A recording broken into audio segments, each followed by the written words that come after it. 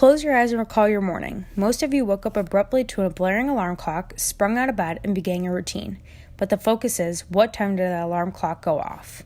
Well, the Center for Disease Control explains, among an estimated 39,700 U.S. public middle and high schools combined, the average start time was 8:03 a.m., the largest percentage of schools starting before 7:30 a.m. So back to that question. The answer for most high school students is around 6 a.m.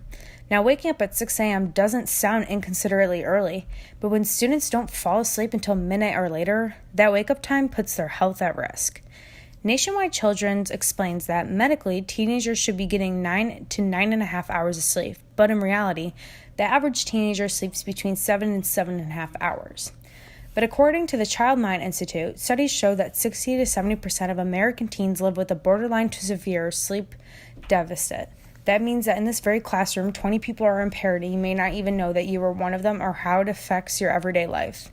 Look around. Can you figure out who those individuals are? Living with a sleep deprivation can impact you both short and long term, so pushing high school start times back is critical in order to protect the health of students. Not being allowed the full extent of a healthy sleep affects multiple areas of our lives, especially mentally, that usually go unnoticed. The first way we are affected is our mood. When we are sleep deprived, we actually lose control over our impulses, emotions, and mood. The most common moods that are brought out due to lack of sleep are aggression and irritability. Look around the halls of Jacobs. How many kids do you see every day that are in a bad mood?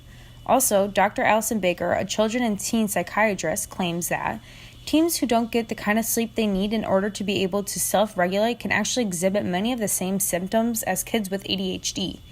This not only clearly affects teens' daily functions, it can also lead to the misdiagnosis of ADHD when really the problem is sleep deprivation, which is a huge health risk, especially if you prescribe medication that you do not need. Secondly, our behavior patterns are at risk when we do not get enough sleep. Research from the Child Mind Institute shows that sleep-deprived teens are far more likely to use stimulants such as caffeine and nicotine to get through the day. Again, look around Jacobs. Every single morning, countless girls and guys are carrying in all sorts of coffees in order to get that buzz to help them start their day. Also, there's been an obvious increase in teen use of electronic cigarettes, and sadly, Jacobs is no exception. Many of these teens rely on the nicotine, especially during the school day, just to stay awake. There's a much healthier alternative to these habits, one of the most simplest and most overlooked for high school students being sleep. To add on, limited sleeping hours severely affect school performance. According to the Sleep Foundation, not getting enough sleep or having sleep difficulties can limit your ability to learn, listen, concentrate, and solve problems. The whole point of going to school is to learn. If you are not able to listen to your teacher and concentrate on the task at hand or the concept, you will never learn. High schools basically set teens up for failure by having early start times, knowing their students are not getting enough sleep to be able to succeed in the classroom. Lastly, the risk of injury increases when adolescents are sleep deprived.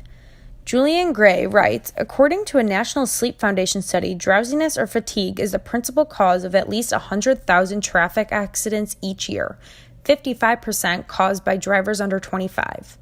Teenagers are the newest drivers on the road.